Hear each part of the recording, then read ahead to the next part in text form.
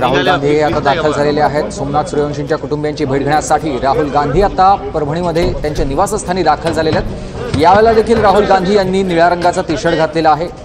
लोकसभेमध्ये निषेध करताना त्यांनी निळा टी शर्ट घातलेला होता आणि आज देखील सोमनाथ सूर्यवंशी यांच्या कुटुंबियांची भेट घेण्यासाठी आलेले असताना त्यांनी निळा टी शर्ट घातलेला आहे।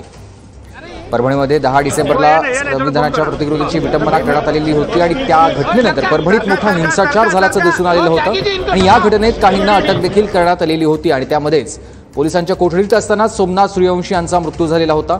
या घटनेचे पडसाद हिवाळी अधिवेशनात देखील उमटलेले आपण पाहिलेत आणि या पार्श्वभूमीवर आज राहुल गांधी हे परभणीमध्ये सूर्यवंशी कुटुंबियांची सांत्वनपर भेट घेण्यासाठी दाखल झालेत।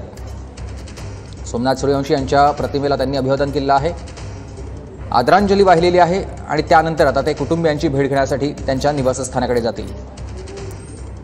रमेश चंदितला, नाना पटोले त्याचबरोबर काँग्रेसचे ज्येष्ठ इतर नेते देखील यावेळेला राहुल गांधी यांच्यासोबत उपस्थित असलेले पाहायला मिळतात।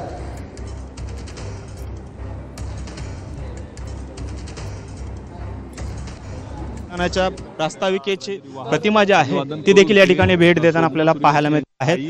खरं तर आपण पाहिलं की राहुल गांधी हे आज परभणी दौऱ्यावरती आलेले आहेत आणि सोमनाथ सूर्यवंशी ज्यांचा न्यायालयीन कोठडीमध्ये मृत्यू जो आहे तो झालेला होता त्या कुटुंबियांचं सांत्वन करण्यासाठी या ठिकाणी राहुल गांधी दाखल झालेले आहेत।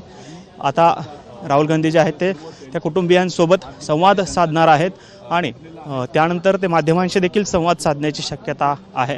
आपण पाहतोय खरं तर राहुल गांधी परभणीत दाखल झालेले आहेत। सोमनाथ सूर्यवंशी जे खरं तर परभणीमध्ये डॉक्टर बाबासाहेब आंबेडकर यांच्या पुतळ्यासमोर जे प्रास्ताविक लावलेलं होतं त्या प्रास्ताविकेचं विटंबना जी आहे ती या ठिकाणी करण्यात आलेली आपल्याला पाहायला मिळाली होती आणि त्यानंतर मोठी दंगल देखील या ठिकाणी उसळली, दगडफेकीच्या घटना देखील या ठिकाणी झाल्या होत्या। त्याच दरम्यान आरोपी म्हणून या ठिकाणी या सोमनाथ सूर्यवंशी यांना ताब्यात घेण्यात आलेलं होतं आणि न्यायालयीन कोठडीत